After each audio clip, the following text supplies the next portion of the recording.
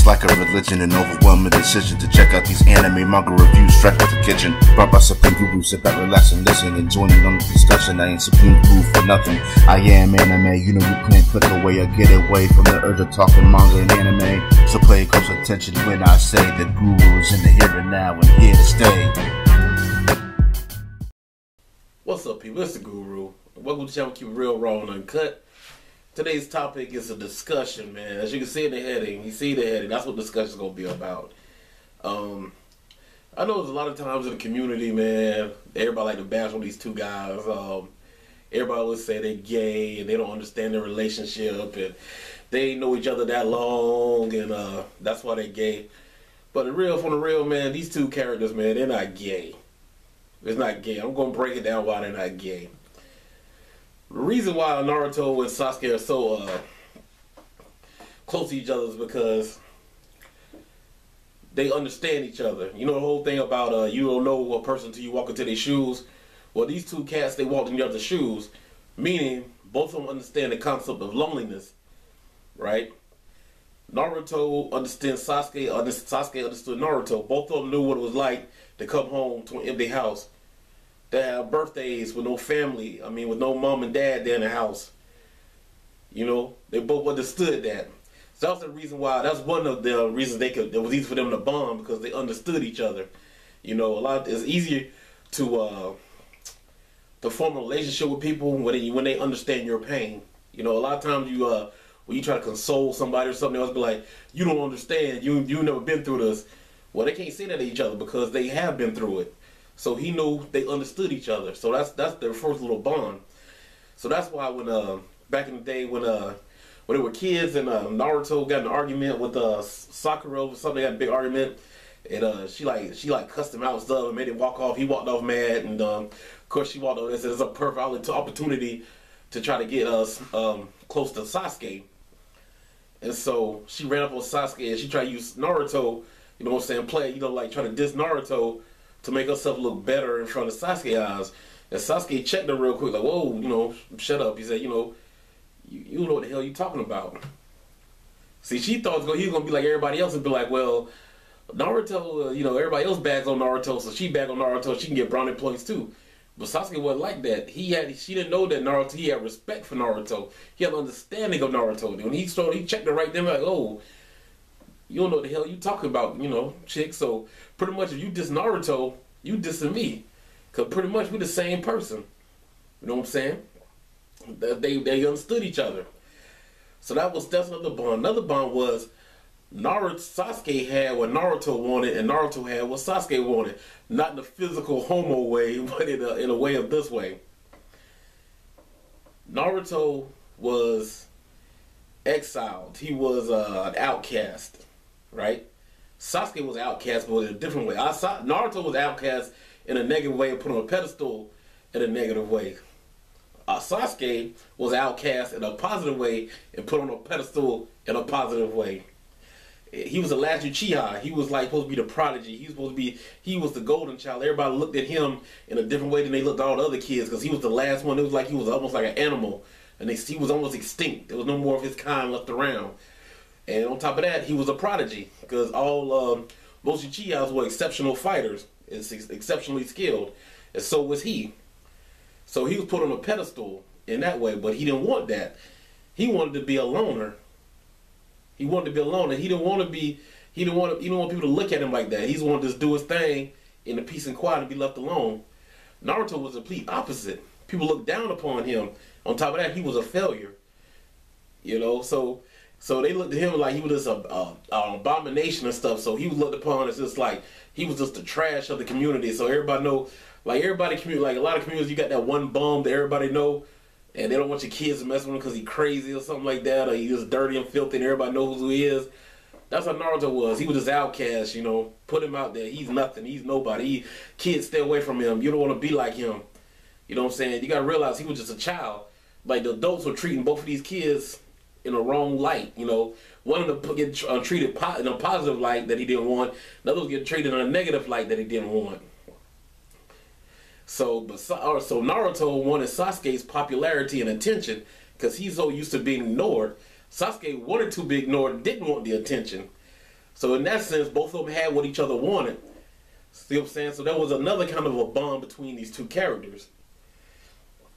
So that's what made it so important. So then that one scene where Naruto tried to form he had a rivalry with Sasuke because Sasuke had what he wanted, and Sasuke wanted what Naruto wanted, like I stated.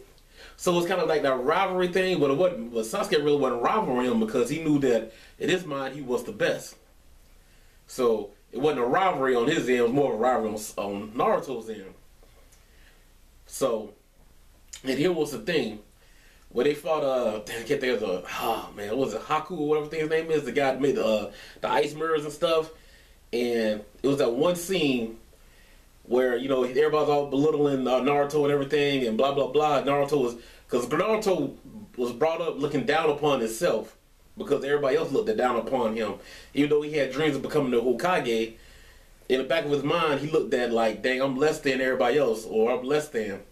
This was shown when they fought Haku or whatever the name of the thing was, the dude looked like the chick, the girly man, and he was about to kill Naruto.